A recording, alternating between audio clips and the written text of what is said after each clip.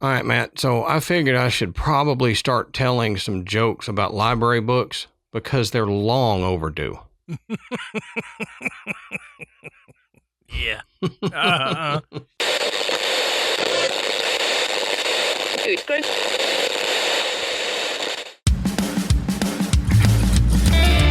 Good evening, everybody, and welcome to the Graveyard. Thank you for joining us tonight. My name is Adam. And my name's Matt. Now, pull up a tombstone or settle into your casket and get comfortable because this is Graveyard Tales.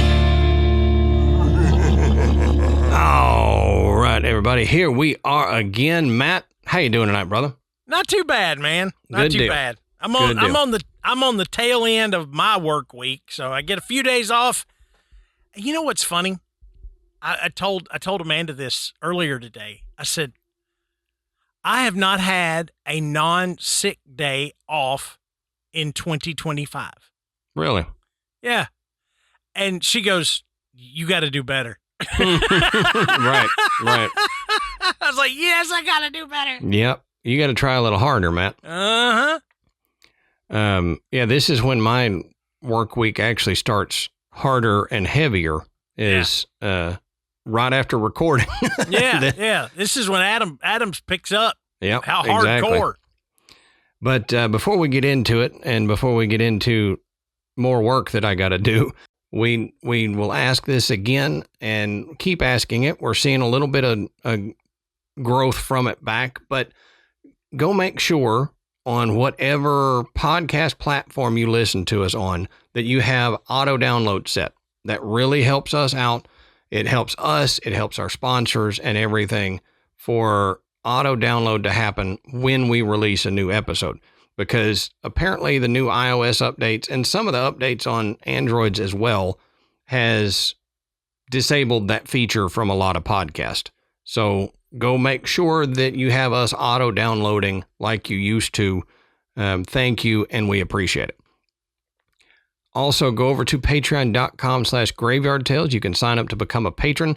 We've got 3 different levels that you can sign up for, 1, 5, and 10.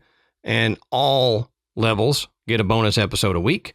Our $5 and $10, they get the ad-free audio and video versions of the main episode, plus the audio and video versions of the bonus Patreon episode. And then our $10, they get all of that, plus they get the audio and video versions of our second show, Side Quest, which Matt and I love to do.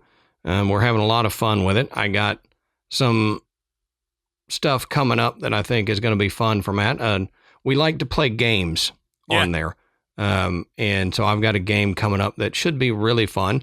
We have tried interesting snacks. We've watched videos. Recently I did another video episode showing Matt some messed up videos. But if you want to hear Matt and I in a different context than Graveyard Tales, not as, I'd say, edited on the speech, we're a little bit freer with our language. Yeah. And we talk how we would normally talk. It's like hanging out with me and Matt when we're just messing with each other. So go over there, sign up, patreon.com/Graveyard Tales, become a patron, and check it all out. Also, go check out our sponsors. Go down in our show notes, find the link, click the link, use our promo code, get you something cool, sign up for anything, because Matt and I, if we take the ad, we appreciate the company or we love the product or both, and we think that y'all are going to love it as well. All right, Matt. So that's all I've got for the housekeeping and all the boring stuff. So why don't you tell us, what are we talking about tonight, brother? So tonight we're going to talk about a legend that is fairly modern in the realm of legends, starting in about the 1970s. And this comes out of the UK. And initially there were reports of an unusual large cat that began circulating around the farming communities in the Exmoor National Park region. Region? Regions? Like Regions Banks? Yes. Now, the early accounts established a pattern that would persist for decades. Sightings of a dark-colored cat, or a cat-like creature, a lot larger than a domestic cat, typically is observed around twilight or at night in the rugged mountain terrain. Now, if you're not familiar with the Exmoor National Park area, there really shouldn't be any big cats like this running around there. Right. So right. A lot of stories began to swirl around about, what is this? Why is this cat here? Are we really seeing it? Is it a phantom? Is it a cryptid? So tonight we're going to figure out what really is the Beast of Exmoor. And, it's a really interesting thing because, like I said, this is a more modern story. This is not something that has endured for 100 years. It's been something recent. And, nowadays with everybody having these security cameras and video doorbells and trail cams, people are catching odd things at night, waking up to see, what was that? What just walked through my yard? And so I think the Beast of Exmoor definitely falls into that realm. Yeah. Yep. Now, as we always say, go check our sources down at the bottom of the show notes. Obviously, Matt and I have not been to Britain. Not lately. Yeah, no, not since ever. like last week. To look for this creature ourselves. So we have to go off people who live there, people who have studied it, and all that. So go down to the bottom of our show notes, check our sources. You can continue the research, or you can just double check what we said, because everything we talk about is sourced and referenced down in the show notes. Now, as Matt was saying, the Beast of Exmoor is said to be one of Britain's most famous cryptids. Its stories of its exploits, its nights out on the town, get repeated constantly. And so due to that, the phenomena has been extensively documented. People are talking about it, writing stuff about it, sharing stuff about it all the time. I'm sure you can find, if you're on like the locals group for this area in Britain, I'm sure there are, like Matt was talking before the mics got hot, about a bear in their area. Yeah. So he's seeing it all over Facebook. It's pretty much the same with the Beast of Exmoor. They're posting stuff about it, talking about it all the time. So what is the Beast? Well, the Beast is a large cat-like creature, and it roams the moorlands of Devon and Somerset, which is on the southwest side of England. So in order to get a good idea of whether or not this creature could be real, or is it just a legend? Is it, mythical creature, whatever? Let's look at the habitat. So the Beast of Exmoor lives primarily in the Exmoor National Park, which Matt mentioned. And this park spans about 267 miles. Sorry, England, I am not doing kilometers. I refuse. When looking this up, because it's in the UK and stuff, all of the stuff was in kilometers. And I'm like, I understand kilometers, but I need to put it in miles so I get a better idea. So I went with miles, 267 square miles. Now, it's described as a, quote, upland moorland plateau with deeply incised river valleys and coastal cliffs. So Exmoor was designated as a national park in 1954. So a fairly new national park as far as national parks are concerned. Now, within this park, there's wide, expansive moorlands. There's ancient woodlands, mainly down toward the river valley. There's a large coastline along the Bristol Channel, which has a bunch of high sea cliffs. And among this land, there's also remote farmlands, small villages, and some ancient sites like prehistoric standing stones and burial mounds, which I'll talk about here in a second. But when people think of the park, they kind of describe it as extensive vegetation that includes heather moorland, coarse grasses, and blanket mires. So this vegetation supports a diverse range of animal species in the park. And due to the variety of habitats within the park, the moorlands, the woodland, the rivers, the coastlines, there's a bunch of different animals that live in there.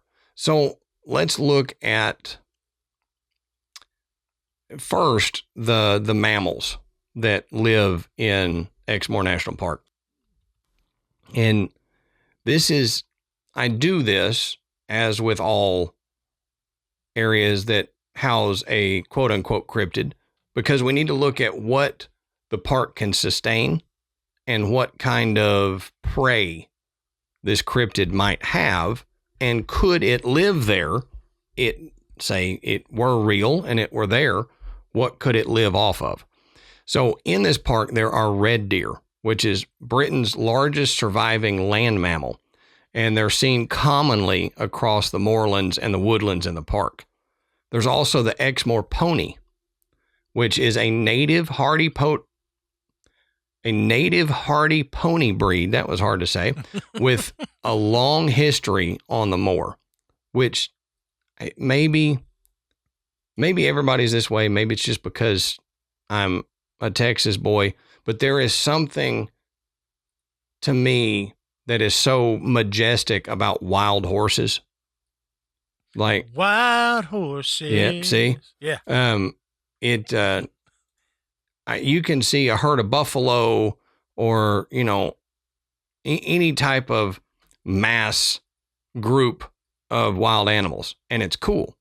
But when you see a herd of wild horses running and just them doing their thing out there in the wild, I don't know why, but that's one of the most majestic looking things to me. Seeing a herd of wild horses run, no saddles in sight, and it's just cool to me. So The Exmoor pony caught my attention when doing this research. There's badgers, which are widespread throughout the whole area. There's bats. They're home to 16 of the 17 British breeding bat species. There's otters, which are present along the rivers and streams throughout the entire park. And there's hedgehogs and dormice in the woodland areas. And some of the birds that are there are skylarks, cuckoos, buzzards, kestrel, woodpeckers, owls, peregrine falcons, and a ton more. So, like we were saying, there's a ton of animals that live within this area, but you'll notice something missing in the mammals. There's no large cat species. Right, yeah. There's really no large predators, period, in this area. The UK has wolves in certain areas, but not really in this park. Yeah. So there's no large predators in this park. Also not cats. Right. Wolves are not cats. Right. True. And they don't pretend to be. Well, sometimes. I've heard stories. Halloween, you see a wolf dressed up as a lynx or something. Yeah, they decided that the sheep thing was played out. So they'd start dressing like other stuff. True. That makes sense. I mean, you always hear about wolf in sheep's clothing. You never hear about a wolf in lynx clothing. So you remember that? You remember that Bugs Bunny, where I was like Bugs and Granny, and it was like the Red Riding Hood. Red Riding Hood. I wanted to say Red Robin Hood. I was like, that's not right.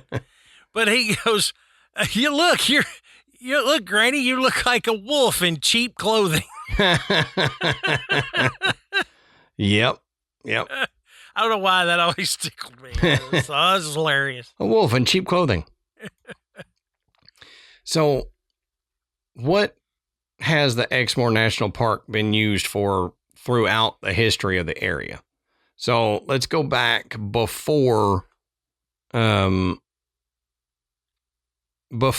became a park. So the archaeological evidence shows that people have lived on Exmoor since the Mesolithic era. So that's about 8,000 years ago. They left behind stone tools, burial mounds, standing stones, and the area is dotted with Bronze Age barrows and Iron Age hill forts. So this is evidence of very early settlement and ritual landscapes. Now, during the Middle Ages, Exmoor actually became a royal hunting forest. So it was officially designated for the crown's exclusive use. Now, the royal forest of Exmoor was administered by a warden who was a powerful position that controlled grazing rights and enforced strict forest laws, sometimes with harsh punishments. The forest was surveyed in 1815 to 1818, covering nearly 19,000 acres. So, I know they did this all the time in England, UK, stuff like that, but having a royal hunting forest. Yeah. That was one of the big things that the Robin Hood legends and stuff went off of. Yeah. Is hunting in the king's forest. It's like, man, it's everybody's forest. Let me hunt a deer in this dang forest too. Why you got to own the whole forest, man? Right. You have a castle. Do you really need an entire forest that only you can hunt? Yeah. Are you afraid I'm a better hunter than you, Mr. King? Always. Yep, that's what it is. He's just afraid I'm going to outshoot him and get a bigger deer. Japan is a country known for its beauty, traditions, and some of the most chilling legends you've ever heard. I'm Kevin O'Shea, the host of Supernatural Japan, a podcast that dives deep into the country's darkest corners. Each episode brings you spine-tingling ghost stories, forgotten true crime cases, and eerie folklore, all wrapped in rich cultural and historical context. We explore haunted temples in the heart of Tokyo, mysterious disappearances in the shadow of Mount Fuji, and legends of yokai, spirits, and vengeful ghosts that still haunt Japan's forests, back streets, and abandoned places. Whether you're obsessed with true crime, fascinated by the supernatural, or simply curious about the eerie side of Japanese culture, Supernatural Japan will leave you looking over your shoulder.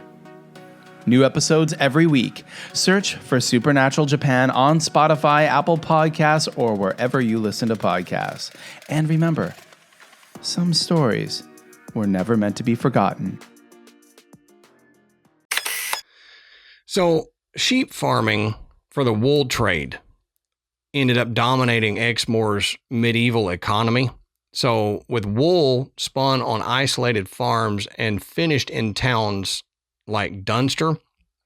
So from the 17th century, the land was gradually enclosed, with larger estates forming and regular shaped fields replacing the open commons.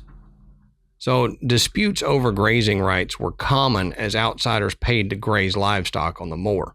So you can see even as far back as medieval times, there's wool being produced out of this area. And still, you've got farmland on the area where they're raising sheep. So it took over, and that became one of the predominant things out of this land. Now, in 1818, the crown sold a quarter of the royal forest to John Knight, who began converting it into farmland. He built many of the large farms and roads that you still see today. So the area's only house at the time was Simon's Bath House, which became the center of Knight's estate. How it got the name Simon's Bath House, it sounds like a bathhouse. Yeah. For a dude named Simon. Well, yeah, that's what I would guess. So was it that? Did this guy started running a bathhouse out of his land, and they're like, we'll call it Simon's Bath House. Yeah, it makes perfect sense to me. Right? See? And that's ignorant about, UK and England history is what that. Yeah. Now, mining sorry, guys. We're. Yeah. We make jokes because we're stupid, and that's how we make sense of things. Mm-hmm. Now, mining also played a role in Exmoor's history. There were copper and iron mines that were active in the 19th century. Now, the two world wars saw further agricultural intensification because the government encouraged the plowing of the moorlands so that they could boost food production. So during the world wars, they needed more food, and they said, all right, go ahead. Y'all go plow and plant the moorlands so we can feed everybody. Now, Exmoor was designated a national park on October 19th, 1954. It became the 8th national park in the UK. So the park was established to protect its landscapes, wildlife, and the cultural heritage while providing opportunities for public enjoyment. Today, there's about 3/4 of the park that's privately owned, with the National Trust and the National Park Authority among the largest landowners. So I mentioned the ancient sites. So let's look at a few of these ancient sites just for shiggles, just because it's interesting to me. So the Tar Steps. This is supposedly from the Bronze Age. This is a clapper bridge or ancient stone footbridge, and it's located across the River Barle. And I think that's how you pronounce that. That's how I'm going with it. Yeah. It's believed that it dates back to 1000 BCE. It's constructed of massive stone slabs, and it's the longest clapper bridge in Britain. There's folklore about this bridge, though, that says it was built by the devil, and he dared anyone to cross it. I got a question. All right. I'm going to look it up. What is a clapper bridge? Well, it's one that every time you pass, you have to go as you walk across it. It says that it is a type of bridge often found in rural areas, particularly in Britain, that consists of a deck made of flat stone slabs resting on stone supports or piers. It says these bridges are considered an ancient form of bridging, often built near fords, and are known for their simple design and rustic appearance. Okay, I get it. So, like I said, you got to clap when you go across it. Oh, it's okay. Now I'm looking at a picture. Now it makes perfect sense. Wow. That is, the fact that this thing is still around is amazing. Okay. I mean, it's like a rock sandbar. Mm-hmm. Yeah. So it's one of the ancient sites that they're protecting, which is probably good that they protect it. That's probably why it's still standing. Yeah, exactly. Exactly. So the next one is the Dunkery Beacon Cairns. So, man, I know that people in the UK will say the same thing about stuff in the US, but they got funny names for things. Uh-huh. Now, this is apparently a Bronze Age burial cairns. And Dunkery Beacon, it's the highest point on Exmoor. There's multiple cairns near the summit, which likely served as ceremonial or funerary purposes. And it offers really great views of the moor. So it was apparently a very powerful location for prehistoric monuments to be built. So I think it's interesting that this Dunkery Beacon is the highest point in Exmoor. Mm-hmm. They also have the Lanicombe Standing Stones. And since we just did an episode on the most famous standing stones, I thought we should include this. But this is just a small set of standing stones. It's in southern Exmoor near Simon's Bath. And there's multiple stone rows and circles that are often aligned with each other. And it was possibly used for rituals or as territorial markers, and it's unique to Exmoor, and it's really not that well understood by archaeologists and historians as to what it was for. the last one I got is the Codson Moor Barrows. And this is Bronze Age burial mounds or barrows. And it's located near Wheaton Cross. And this is a group of round barrows, some visible as raised grassy mounds. And this was likely used for elite burials. So during the Bronze Age, they would bury the higher ups in society in these barrows. Yeah. And one thing that I found really, really interesting is how beautiful this park is. It is not like the national parks here. I mean, the geography is different, but when I think national park, because I'm an American, I think of what is around me. And when you look at the photos from Exmoor National Park, I mean, it is breathtaking. I mean, it looks like something out of, I expect to see somebody put a little Gandalf standing right in there with some dwarves following him. I mean, it's what it looks like. I mean, it's just amazing. What I would not expect to see in any of these photos is a cougar or a panther. Right. It would look remarkably out of place. And hey, guess what? The people around Exmoor National Park said the same thing. They're like, hey, a great big cat roaming around this area looks really out of place. Yeah, right. I mean, right. It's like we don't really see that ever. It's not like, oh, well, you see that sometimes. No, we see it never. But yeah, right. Back in the 1970s, they absolutely started seeing it. And one thing, and I'll lead into this so that as you listen, you can kind of keep this in the back of your mind with, the descriptions and the eyewitness stories of what was nicknamed the Beast of Exmoor. It's the timing of the sightings in the 1970s coincide with a broader cultural issue. And there were legislative changes in Britain that focused on the ownership of exotic pets. Mm-hmm.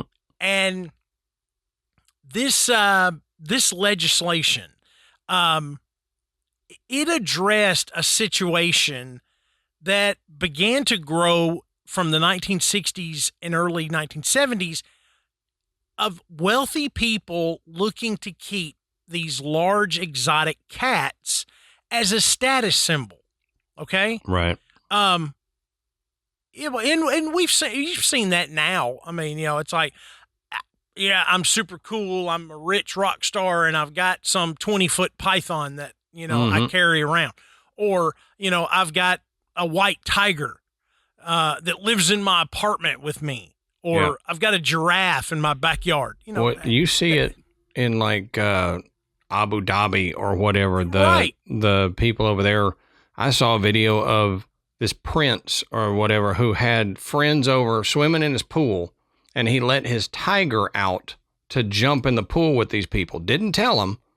So all of a sudden they just got a giant tiger jumping in the pool with them, and they freaked out and ran and stuff. So, you see a lot of large cats being kept, but I can't really say anything because there are more large cats in captivity in Texas than there are in the wild. Yeah. Thank you, Tiger King. Yeah, exactly. I mean, but Adam's right. It's not a joke. I mean, these people get these pets and either they realize we cannot keep this animal. It is dangerous. We can't feed it. We can't enclose it. It's cruel to do such a thing to this animal, put them in a habitat that is not anywhere near what they would natively be in. And they graciously let them go, which is even worse. But there's a lot of these large cats in the U.S. that are in rescue habitats, or I guess rescue centers, where that's what they specialize in, is getting these big cats away from people that are either selling them or they keep them and they just can't handle it. and it's bad for the animal. It's bad for the owners. You know, that's what was going on in Britain in the 1960s and early 70s. And so they started to pass laws regarding the ownership of these animals because they saw it could be a potential problem. And then we start hearing the stories of the Beast of Exmoor. Mm-hmm. So just keep that in mind as we listen to some of these eyewitness stories. Yep. Now, 1983 was kind of the pivotal year for the legend of the Beast of Exmoor. And it turned it from this isolated rural report into a nationally recognized phenomenon. Eric Lay, who was a farmer in the South Moulton area, experienced devastating livestock losses when it was estimated he lost 80 to 100 sheep that were killed over a period of 3 months. That's crazy. They all displayed identical patterns of predation characterized by precise throat wounds and a bloodless carcass. Now, that, like, I didn't know England had chupacabra. Right. You know, but it wasn't a chupacabra. It was something else. So Mike Williams, who was another local farmer, provided detailed descriptions of the carnage, saying, quote, "The face and neck were stripped off, and the attacks were so quick the animal didn't struggle, and so quiet nearby sheep were undisturbed." So that's interesting. It's very interesting. But these incidents prompted unprecedented community response and media attention, officially establishing the Beast of Exmoor designation that we still hear today. The consistency and severity of the livestock predation patterns convinced many local residents that they were dealing with an apex predator capable of sophisticated hunting behavior far beyond those of typical British wildlife.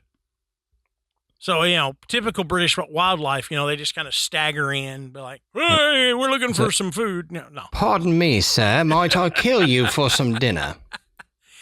It's not as sophisticated as the British predators are. That's exactly right. But just like Adam said at the beginning, they didn't have a big cat predator in that area. Mm-hmm. So they weren't used to seeing this. They could tell, oh, this is a coyote.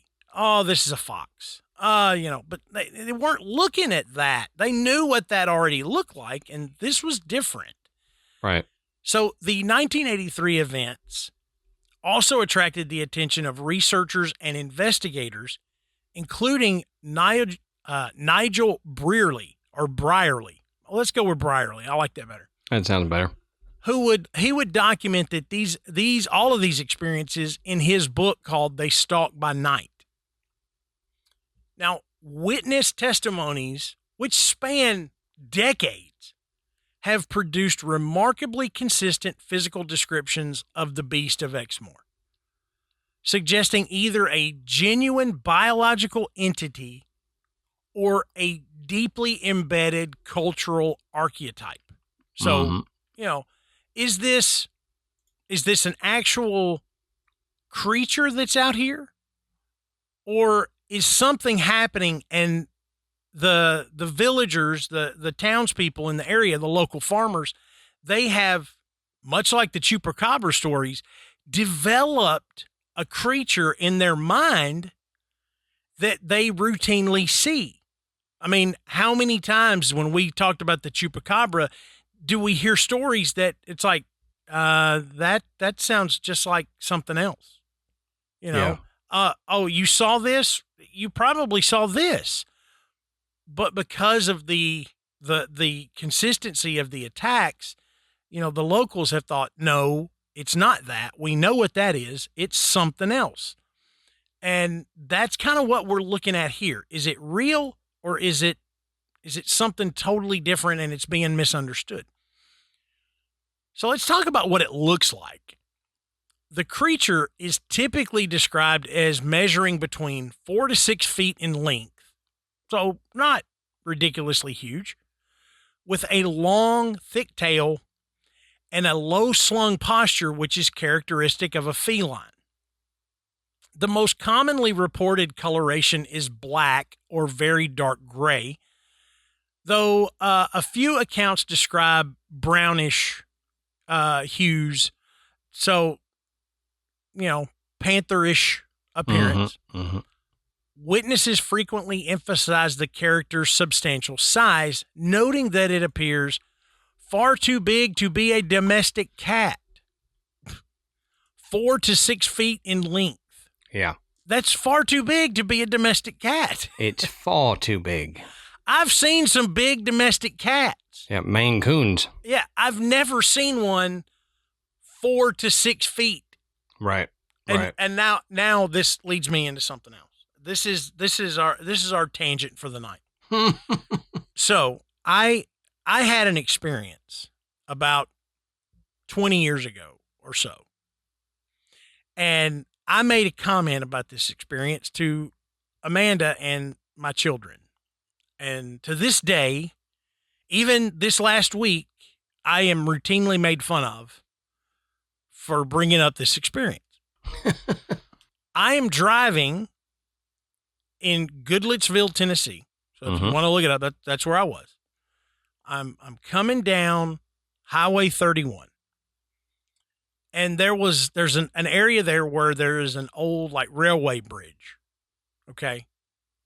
And you go under the bridge. As I'm going under the bridge, I see right up on the side of the road what appears to be a groundhog that I estimated to be about 4 feet tall.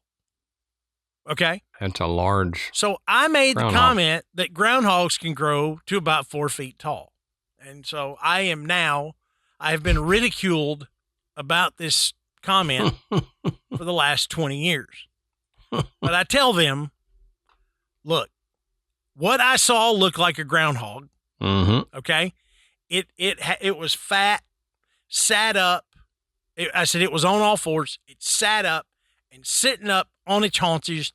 It was about 4 feet tall. So I don't know if what I saw was a groundhog. I have seen other groundhogs. I know that they don't typically grow to 4 feet tall. Right. But like I said, I saw what I saw. Okay. Well, but I've never seen a 4 foot domestic cat. Right. Well, it's what you didn't know is shortly after that, the Goodlettsville groundhog legend started. And now that's right. They have a giant groundhog legend in Goodlettsville. Hey, yeah. If I got any listeners over in that area, tell me if you've ever seen a giant groundhog creeping around. Right.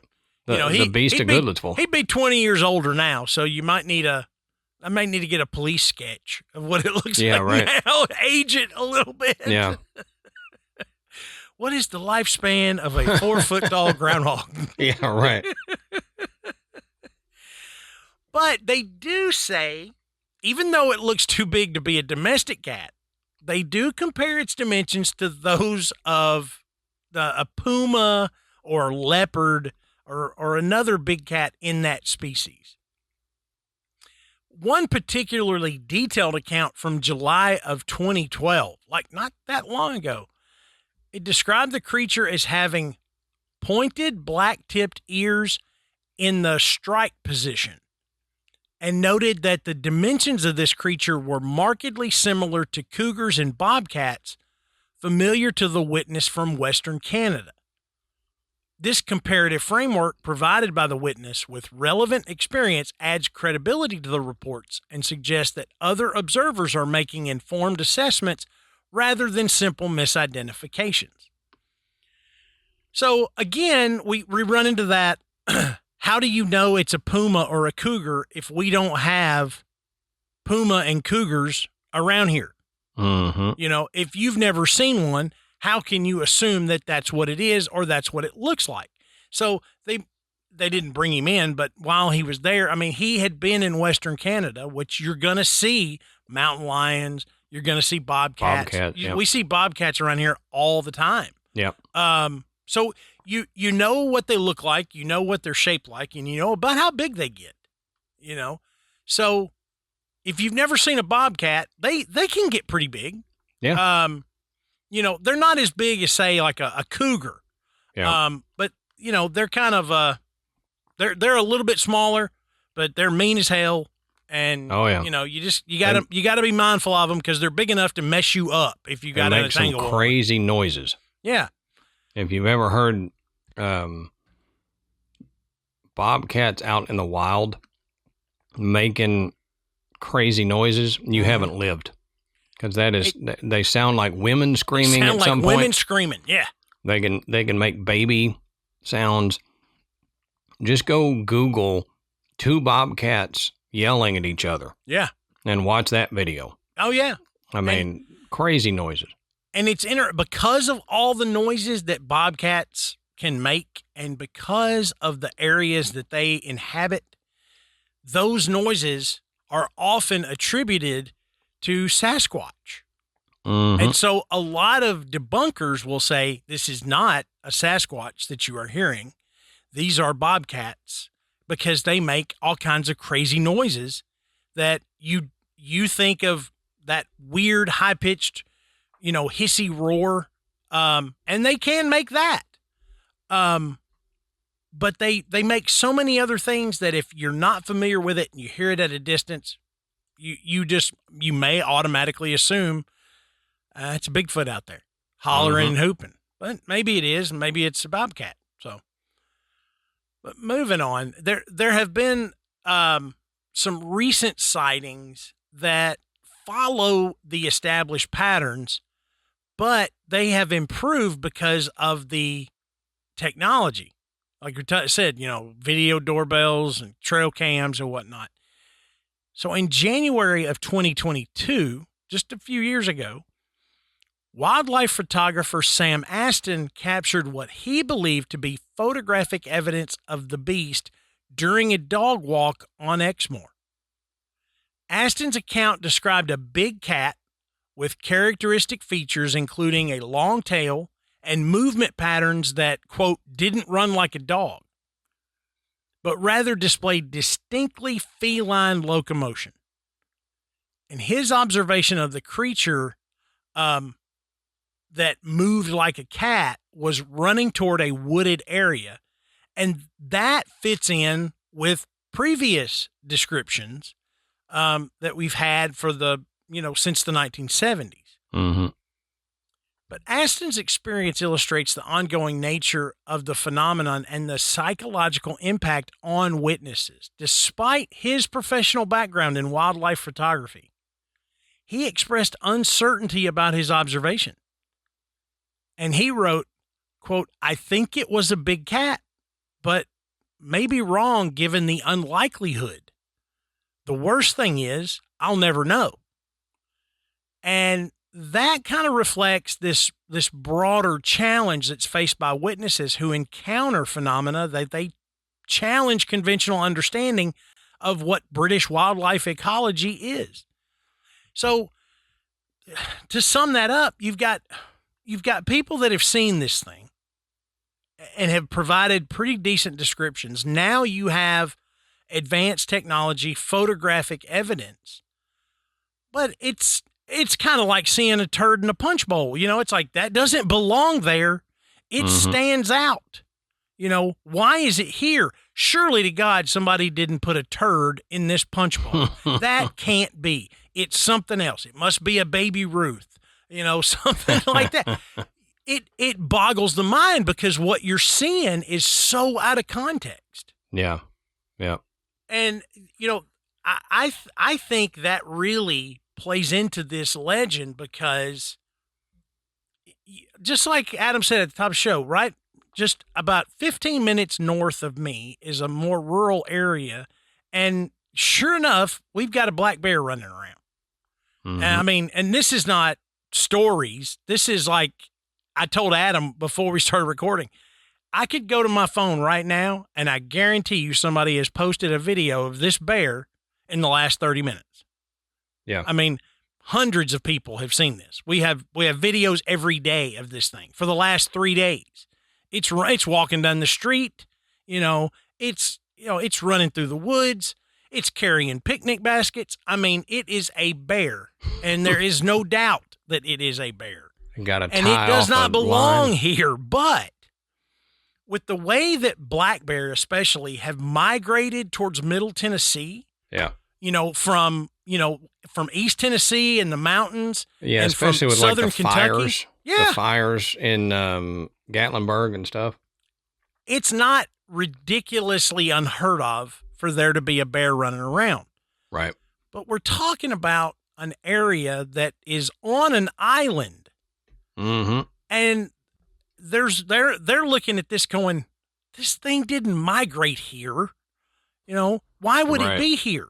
I mean, there's not a really logical explanation for it.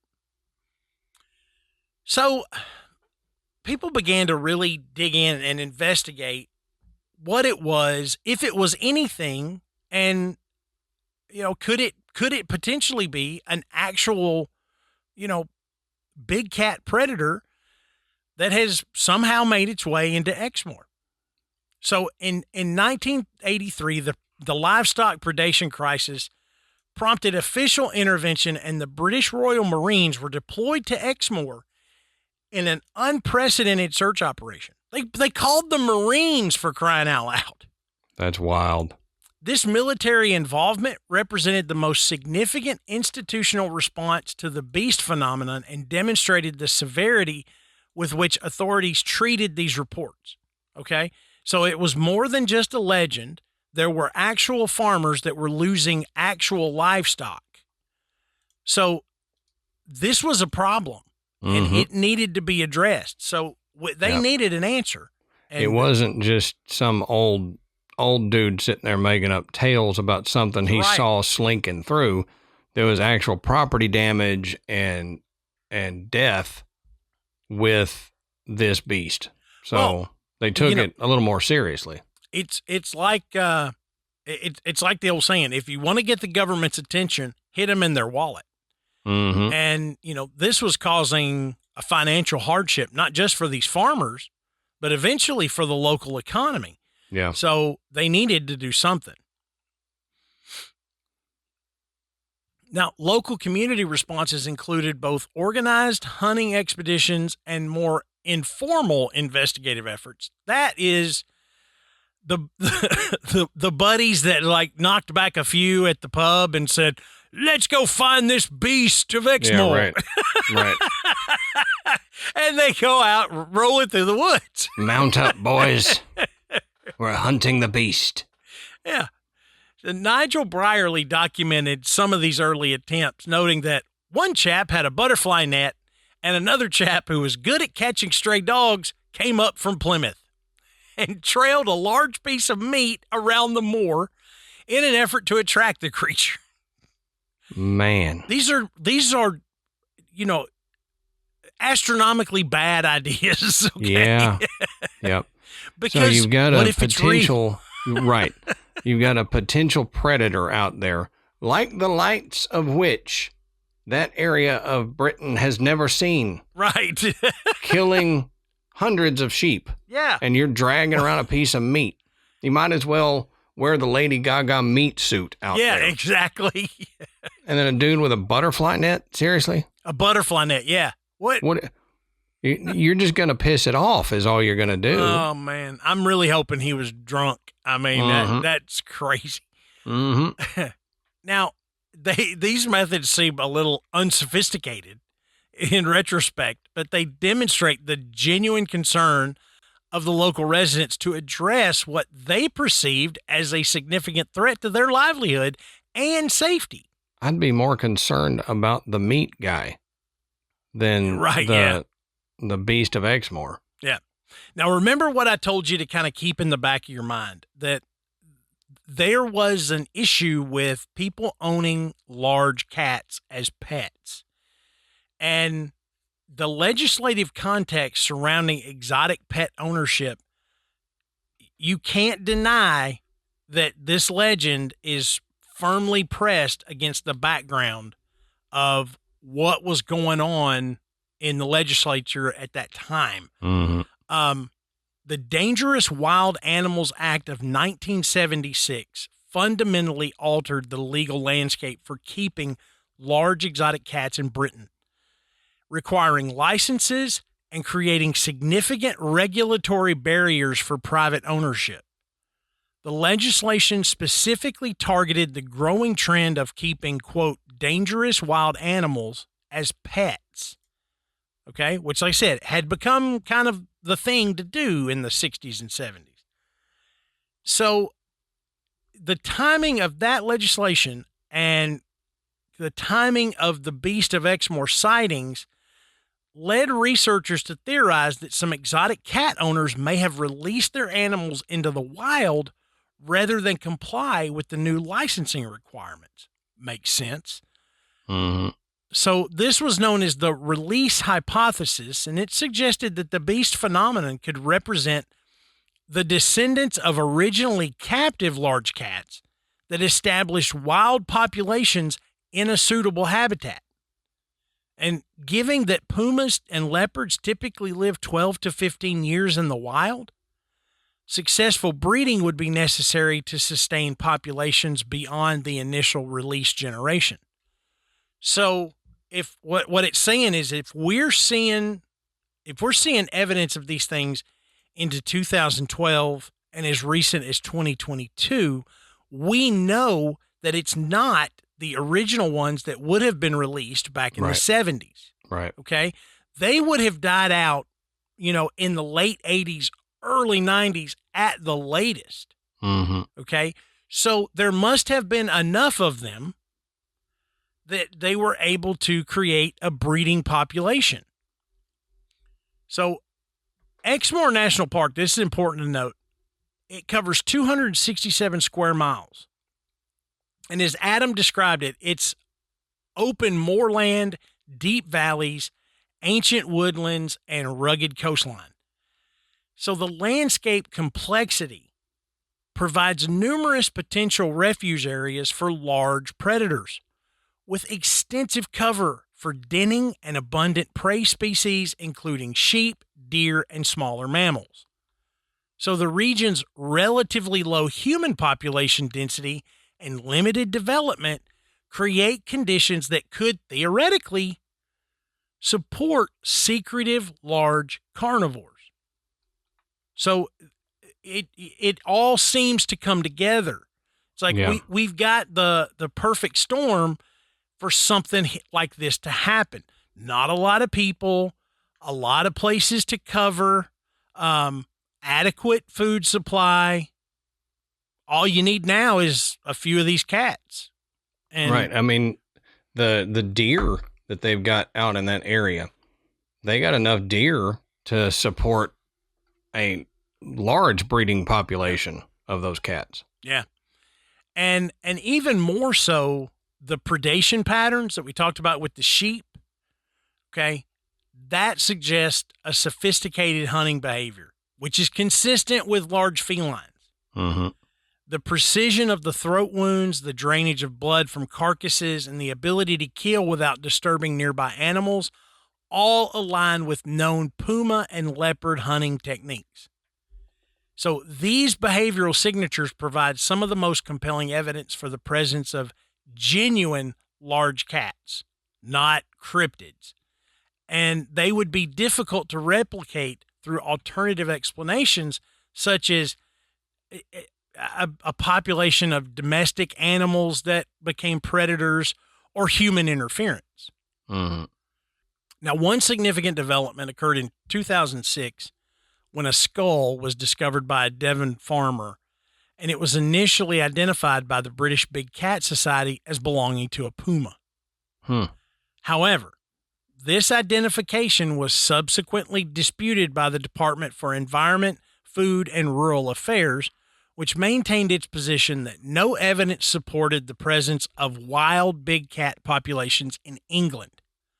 So this disagreement highlights the ongoing tension between the amateur researchers and the official institutions regarding evidence standards and interpretations. So, the government says, no way, but these people that are out here living that life, they're going, come out here. Come out my way for a while. Well, and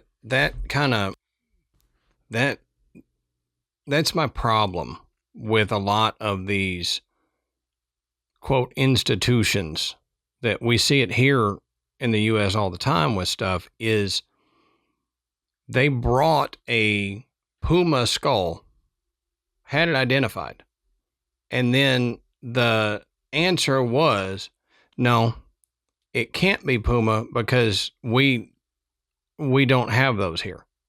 Well, I have evidence that we do have them here, or that somebody threw a puma skull out in my yard.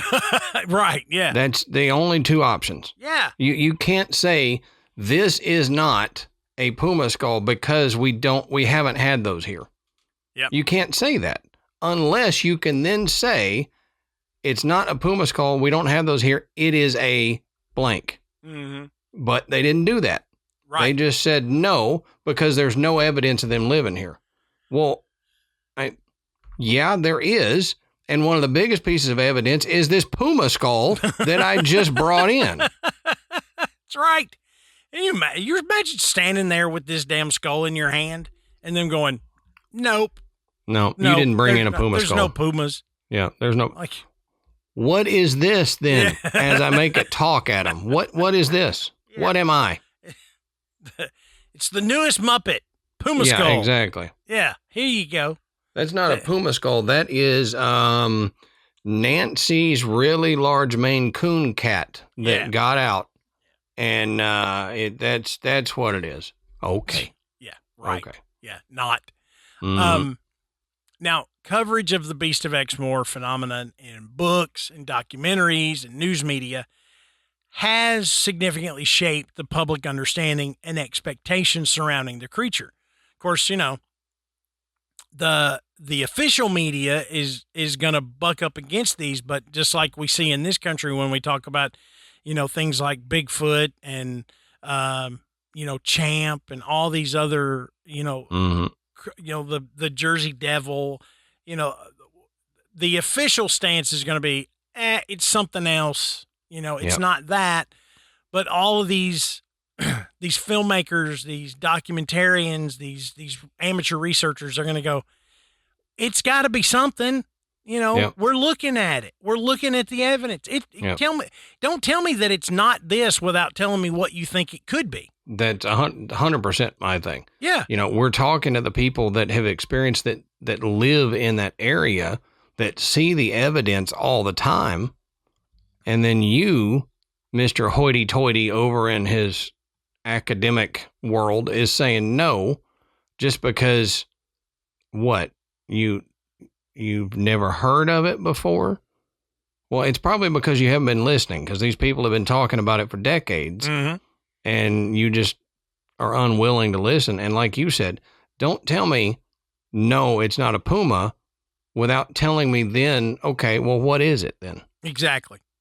And of course, all of that takes the legend and the stories and the eyewitness accounts and builds up these cryptozoological tropes. Mm-hmm. Okay, the government tells us it's not a puma, it's not a leopard. We've seen what looks like a puma or a leopard, but yet we can't seem to find them out in the wild. So what must it be? It must be something we haven't discovered yet, or some type of mythological beast, or an interdimensional big cat, something like that. So the mystery and the elusiveness and the lack of any conventional explanation, that's where people are going to turn.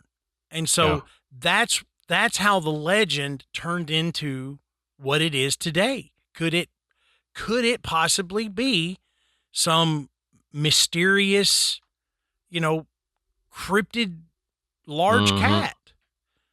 And recent developments in social media and digital photography have created even more dynamics in Beast of Exmoor documentation.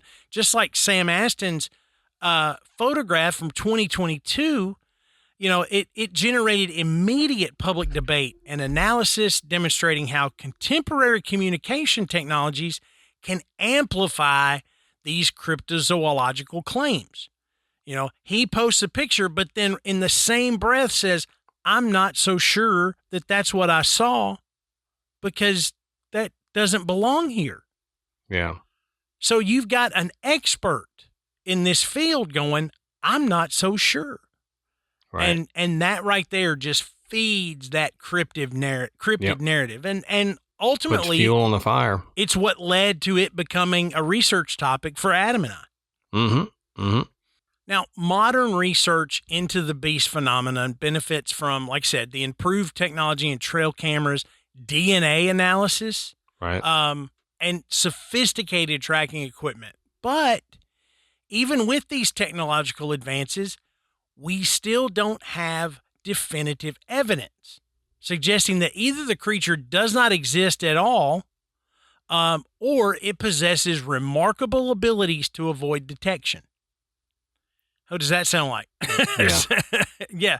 Now, the British Big Cat Society and other research organizations continue to coordinate systematic monitoring efforts across suspected habitat areas. And recent podcast productions, such as Big Cat Conversations, have created new platforms for sharing firsthand accounts and analytical discussions about big cat phenomena. And these media formats allowed for more detailed exploration of witness experiences and researcher methodologies than the traditional news coverage, potentially contributing to improved understanding of the phenomena's complexity.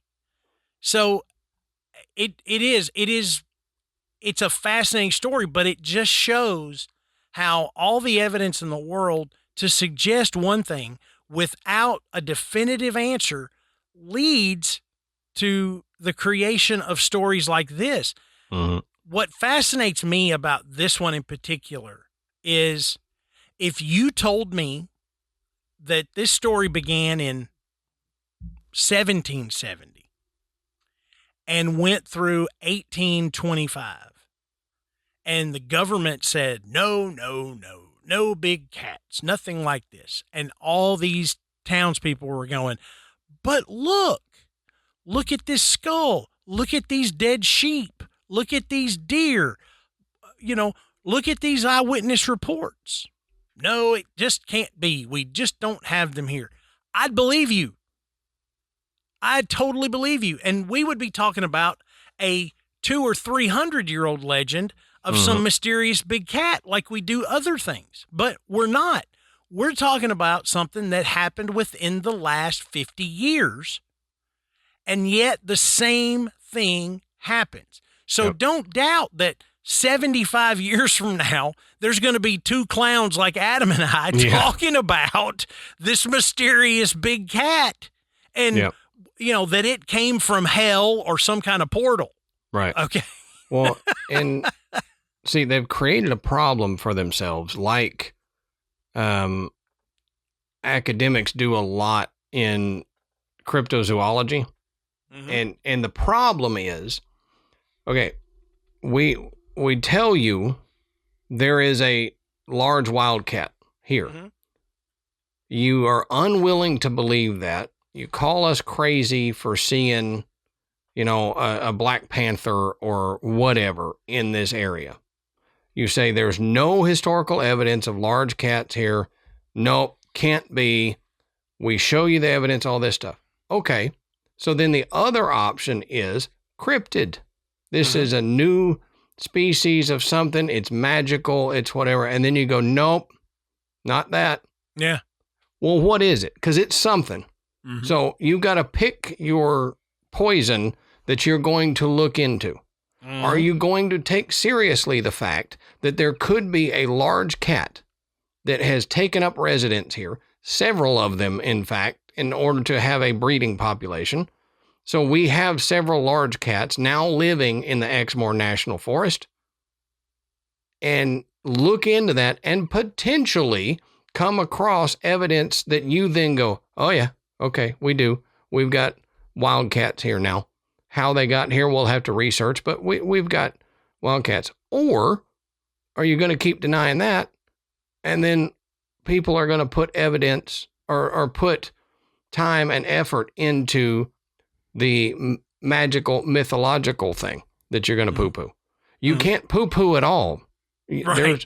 There's evidence of something.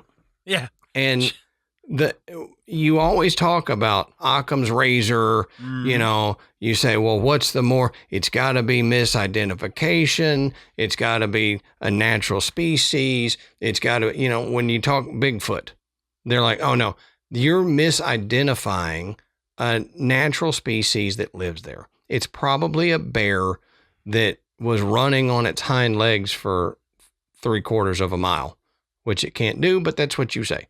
Mm-hmm. Okay. So if we're now got a group of people that are saying, hey, this is a natural species. We know these animals exist. We know that they have historically not existed on the island here. We get that, but we got them now. And here's the evidence. You got to take that seriously. Well, how are you going to poo-poo everything? You're just creating a vicious cycle of now it's a mythical legend that is going to get blown out of proportion, and you have lost all credibility because you wouldn't take the natural thing seriously. You're certainly not going to take the mythological thing seriously. So now they're not going to believe you if you tell them it's a natural species. Yeah, exactly. You've shot yourself in the foot. And I don't know, it then ends up, like Matt said, where we then talk about it because you get the Beast of Exmoor and people talk about, it's a crazy, demonic cat and da-da-da-da-da. It's the Ozark Howler of the UK. Mm-hmm. And you're like, not really. Right. It's probably just an actual large wildcat, but nobody takes that seriously. So, where do we go from here? But there are, not in this area, didn't see it in the Exmoor National Forest, probably because it's privately owned land and people can't do this. But in other areas like the Peak District, there are trail cam footage of a large wildcat. It's actually, being proven now. And I would say this all ties together. The UK, Britain is not a large landmass. Right. Especially compared to the US. It's not a couple hours and you can be one side to the other. Large cats have a wide hunting range. So they could potentially be in both areas. Sure. Yeah. And if you got it in one, guarantee you they migrate to the other as well. Mm-hmm. So it's, to me, the guy who is a cryptid fanatic here, I'm like, yeah, that is probably a wildcat. And it's in the cryptid realm only because the scientists won't take it seriously. Right. And so they push it to the cryptozoology realm. Yeah. And I can understand that they're looking at this going, well, if there was a breeding population, we'd see them. We wouldn't have to hunt for them so much. They would be obvious. I mean, we can go out and if you don't have to try very hard. If you go to the right places, you will see mountain lions and pumas and tigers, cougars and lynxes and bobcats and all that. You will see them. You can find them. But my argument would be that, all right, 50 years with a cat that has a 12 to 15 year lifespan, that's not long enough. It's not long enough for there to be a huge population of these things just everywhere where you can now just go and come across them. Mm-hmm.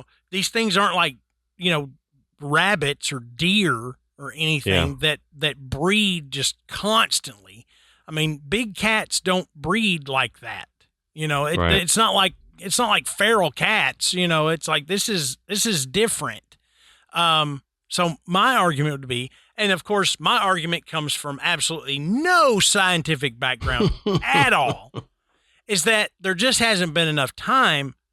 Give it another 100 years and somebody's going to go, oh, big cats used to not be native to this area of the UK, but they are now. I'm with you there.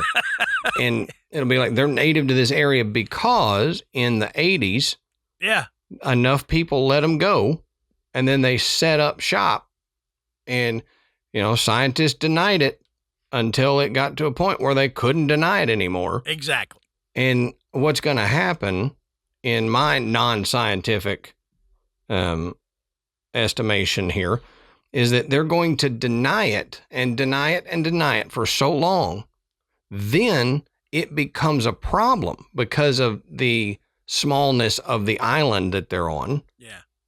And then the native prey species start getting wiped out when they could have put some effort into it now, early enough on, and maybe headed that off. Captured these wildcats, put them in zoos, and then they would still be living, but they wouldn't then just populate the UK. Yeah, exactly. But this was I liked this research, and I think this show is important. I don't believe this is a cryptid at all, but it definitely shows you how these cryptid stories begin. I mean, it just lays it out there. This is how they begin. This is where it all starts. Something that is absolutely real is somewhere that it's not supposed to be.